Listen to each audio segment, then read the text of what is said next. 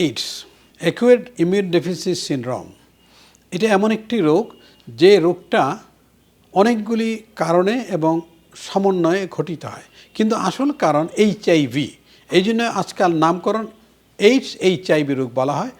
এটা human immunodeficiency virus. এই ভাইরাসটা করে কি, মানুষের শরীরের ইমিউনিটি অর্থাৎ প্রতিরোধ শক্তি কমিয়ে দেয়। তখন যেসব ব্যাকটেরিয়া, ফাঙ্গাস, ভাইরাস, বিভিন্ন রকম রোগ জীবাণু শরীরে যে রোগ আসে এবং এতগুলি রোগ আসে, শরীর সে ইমিউনিটি সম্পূর্ণরূপে যে ইমিউন স্ট্রাকচারটা ভেঙে যায় এবং একের পর এক রোগাক্রান্ত হইতে এই এইডস হলে মানুষের দেখা যাচ্ছে অল্প দিনে মানুষ মারা যায়। যে দিবস এই জন্য করা হয় সচেতন করার জন্য। যেমন এইবার বলা হয়েছে যে অধিকার, এইডস দিবস অধিকার। অধিকার মানে হলো যার রোগ সে বলছে আমার অধিকার, আমার রোগ, আমি চাই চিকিৎসা, আমি চাই আমার প্রিভেনশন, আমি চাই আমাকে নিজের মতো বাঁচতে চাই। এই জন্য অধিকার বলা হয়েছে যে অধিকার যদি দেওয়া হয় প্রত্যেকটা এইডস রোগী তার এইডস দুনিয়া থেকে আস্তে আস্তে চলে যাবে। এখন এইডস রোগটা শুধুমাত্র যে একটি রোগ হয় না, একটা মানুষের থাকে নিউমোনিয়া, কিন্তু নিউমোনিয়ার মধ্যে সকল নিউমোনিয়া এইডস হবে না। যে লোকটার এইডস মানে ইমিউনিটি কমে যাবে এইডস ভাইরাসের কারণে, তার ইমিউনিটিটা প্রকট আকার ধারণ করে মারা যেতে পারে। একটা ব্যাকটেরিয়াল ইনফেকশন, তার সেই ব্যাকটেরিয়াল ইনফেকশন জীবাণু সংগঠিত একটা রোগ, চর্মরোগ হতে পারে, সেটা ভাইরাস হতে পারে, তারটা ভালো হয় না।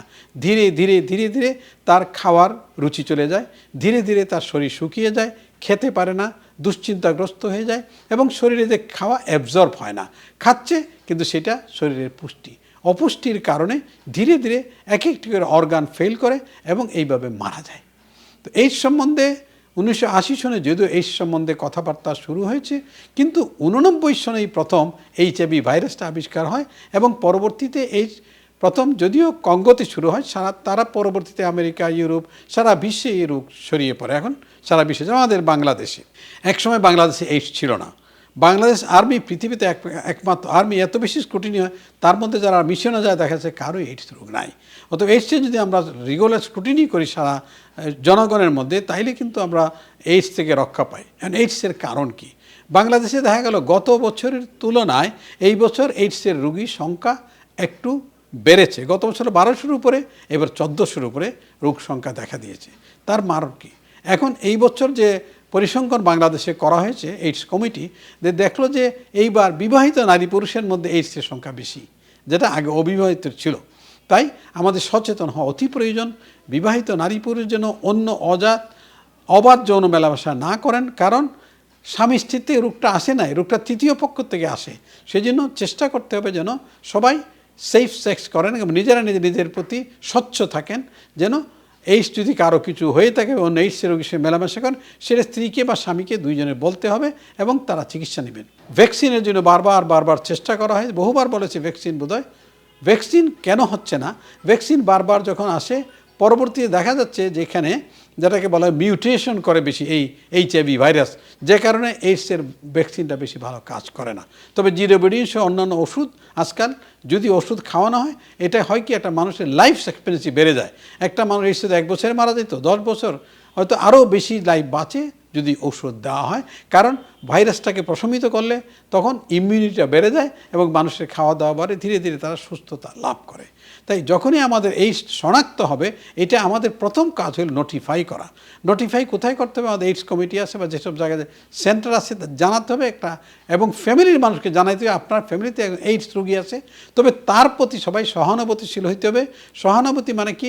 সহমর্মিতার প্রয়োজন, যে তোমার রোগের সঙ্গে আমরা অত্যন্ত একাত্মতা বোধ করি, তুমি কোনো চিন্তা করো, তাকে এইভাবে রাখতে হবে। কারণ এইডস ওইভাবে ছড়ায় না, হ্যান্ডশেকের মাধ্যমে ছড়াবে না, এইডস কাপড় চোপড়ের মাধ্যমে ছড়াবে না। এটা একমাত্র সরাসরি যদি যৌন কর্ম করে তখনই বেশি ছড়ায়। কোন সময় কাটায় ঘাত থেকে ছড়াইতে পারে। একটা ব্লাড ট্রান্সফিউশন, যদি একটা এইডস রোগীর রক্ত অন্যকে দেওয়া হয় তখন তার হতে পারে। নিডল শেয়ারিং, এটা কাদের হয়?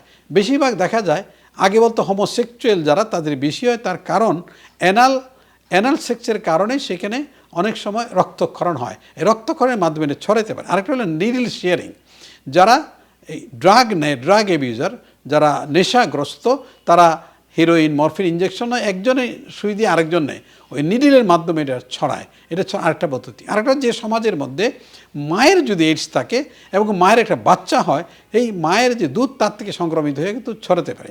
আর মায়ের পেটে বাচ্চার হইতে পারে, কারণ এটা এই যে তার নারীর সঙ্গে সংযোগ থাকে, এর মাধ্যমে এটা ছড়ায়। তাই সেই জন্য সাবধান থাকতে হবে। যারা এইডস হয় তারা সন্তান নেওয়ার ব্যাপারে চিন্তা করবে, তারা সাবধান থাকবে।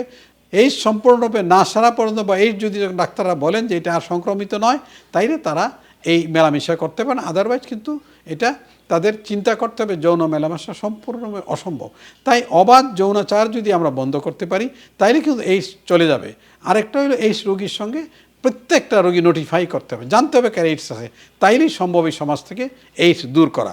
দিনে দিনে বাড়তেছে, যেমন এইবার মৃত্যুর হার যদিও কম, মৃত্যুর হারটা এইবার একটু কম, কিন্তু গতবার মৃত্যুর হার বেশি ছিল, কিন্তু এইবার রোগীর সংখ্যা বেশি। তাই আমরা চেষ্টা করব ধীরে ধীরে যেন এই রোগীর সংখ্যা কমতে থাকে। এই সমাজকে কমানোর জন্য প্রয়োজন সর্বোচ্চ একটা চেষ্টা, সর্বসম্মত চেষ্টা, সরকারের প্রচেষ্টা এবং বেসরকারি হাসপাতালের চেষ্টা, এবং যে আমাদের যে সংস্থাগুলি এইডস নিয়ে কাজ করেন তাদের কর্মকাণ্ড, এবং সবসময় বিশ্ব স্বাস্থ্য সংস্থা আমাদের এই ব্যাপারে সাহায্য করে। আমরা সেই সাহায্য নিব।